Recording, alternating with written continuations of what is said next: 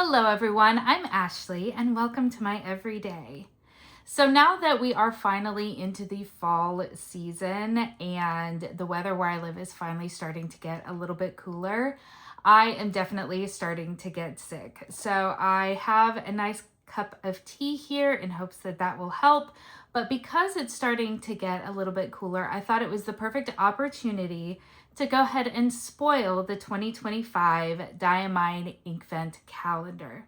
So I'm going to swatch all of the different inks that come in here and kind of see what I think of it. Now, I am new to fountain pens and fountain pen ink. However, I did go ahead and purchase the Black Inkvent calendar at a discount recently, and I really enjoyed being able to have a really big array of different inks that I had not already kind of tested out and played with.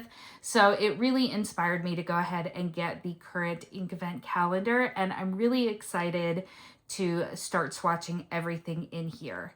Now, I'm not going to open up all of the little doors. I'm just going to slide the tray out, and then we're going to go ahead and swatch them just across the rows, mostly so that I can put it back in and open it as an actual advent calendar in December, because that is just fun and I like things that are fun. So let's go ahead and get to swatching. All right, so for swatching today, I'm going to be doing this on my Tomoe River, just loose blank pages in the A4 size. And this is where we're going to be putting everything down. Now for my swatches, I am going to be using just a couple of pipettes here, as well as a glass spoon. And then hopefully I'll be writing the names of all of the inks with my glass dip pen. And hopefully everything will end up looking nice.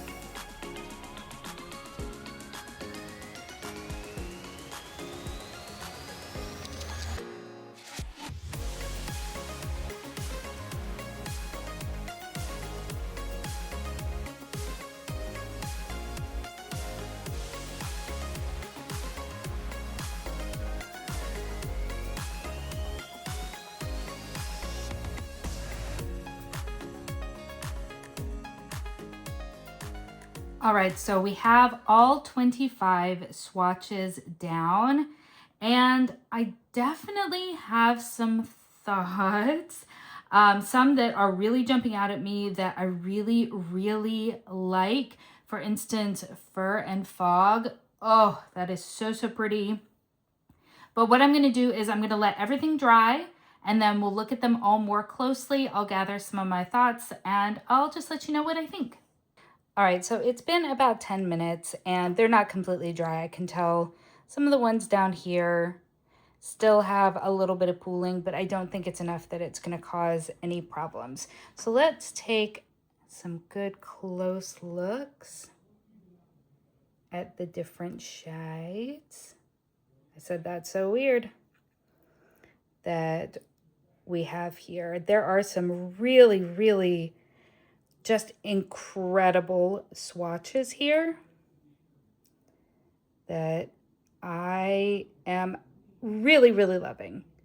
However, I do have some thoughts and a few concerns, to be honest with you. So as far as, let's start with the parts that I have concerns about first. So as I said in the beginning, I am very new to the world of fountain pens and fountain pen inks and things like that. And within this Inkvent calendar, there were 5 that were labeled as a variation of pigment. And I don't really know exactly how I feel about that. So this one right here, which is Pineapple Spritz, is a really neat sparkly shade. However, it's not legible. This is far too light to be legible. I also noticed that between Pineapple Spritz, Mittens, and Carousel specifically, these were a lot thicker than the other ones, which also makes me a little bit hesitant when it comes to putting them in a pen. But I just feel like that is not going to be legible in most pens. Maybe if you're someone who paints with inks and things like that. I think Mittens is very pretty, but again, I need to do a little bit more research into pigments. I think Antler, which is another pigment, and Burr, both of these are very, very pretty. Like the shimmer in that is absolutely stunning. And then Carousel, I could take or leave. It's a red with a little bit of what appears to be gold sheening to it. It doesn't say anything about being a sheener. It just says pigment, but with that being said, I also think that there is a lot of overlap. I'm really glad that I swatched both of these next to each other. So this one is Dreamcatcher and this one is Laurel. When they dry, they look almost indistinguishable from one another. So I don't think that we needed both. I will give a similar sort of sentiment when it comes to Myrrh the Merrier and Frostbite. And even Celestial Skies, as beautiful as it is, I don't know if we needed all 3. Honestly, I would have kept Celestial Skies and maybe Myrrh the Merrier, and then Frostbite probably with all of the different sheeners and extreme sheens and things like that. It just feels a bit redundant. And honestly, I feel very much that Molten Basalt also kind of unnecessary and a bit redundant. Now, with that being said, we do have one scented in here, and that was Smoky Tobacco. And I was so nervous about it. Scented anything can be very polarizing, very divisive, and either you like it or you don't. I typically shy away from things that are scented. However, I was very pleasantly surprised with Smoky Tobacco. I really quite like the scent. It's very earthy, which I liked, versus something smoky. I actually am very surprised by how much I like that. And I think the color is absolutely beautiful. It is kind of a deep greeny brown, and I am here for that. I also think that Nostalgia, oh baby, that is so pretty, and Chaos is just so interesting. Sheening inks, I love the way that they swatch. However, when writing with them, they can be kind of hit and miss for me. Sometimes they're just a little bit too reflective and it's a little bit difficult to see. But I think Overcast is probably one of my very favorites from this set. I think it is so, so pretty. I have a slight nervousness when it comes to whether or not it's going to be super legible. I tend to prefer fine and extra fine nibs. So I'll be very interested to see how well it shows up when writing with it. But this color is so, so pretty. The blue and then the deeper haloing and the purple in the middle. It is so, so pretty. And then also, like I said before, Fur and Fog. I've never met a green that I didn't like. And these sparkles in there are so, so pretty. So would I say that this was a good value for my money? Just to give you kind of the nuts and bolts of it, this retails, or I purchased it for $120 US, and it includes 4 of these little bottles right here, which hold, I want to say 12 mils. Let me double check that. Yes, so it has 24 of the 12 milliliter bottles and then 1 of their 30 milliliter bottles. And in this year, that is the Mer the Merrier. Honestly, I could take that one or leave it. I have a couple of inks by Organics Studios that look very similar to that without the shimmer. So I could take this one or leave it, but I do think it is quite pretty. So is it worth $120? And while that is something that is very personal to everybody, I think for me, I'm still gonna say tentatively that it was worth it. And I say that because I don't have a lot of experience with a lot of different kinds of inks. And I feel like this is a really great introduction to a lot of different things. As I said, I don't really know much about pigments, and this one has 5 of them. So it is not something that I would have gone out and purchased myself. So having that exposure, I think, is really something that I get excited about. Now, if you don't like these colors, obviously stay away. And I was surprised by how sort of dark everything is. So as far as like kind of brighter, punchier colors, I really only see 5. We have Let It Snow, Ambiance, Bittersweet, Gala, and Mittens. Everything else is very dark, which either you like it or you don't. I feel like it makes it a lot more user-friendly when added to a pen. However, then you kind of go into the territory that when you're writing with it, can you really tell one ink from another depending on what you already have in your collection? So overall, I'm very happy that I purchased this. And while I don't know if I would purchase the 2026 version should they come out with it this time next year, I am really, really excited to have and to be able to play with a lot of these. I mean, I just cannot stop looking at nostalgia. I feel like I'm going to need to ink that up in something somewhere very quickly. So let me know, is this something that you have purchased, and what are your thoughts? Also, please weigh in the comments below about how you feel about pigments and if there's anything that I should be on the lookout for. If you have made it this far, thank you so much. This is the first video that I am posting and I am very, very excited. Hopefully I will be showing you my Hobonichi and setting that up with you guys very soon, and maybe doing a couple of currently inked and things like that. So thank you so much for hanging out with me, and hopefully I will see you in the next one. Bye.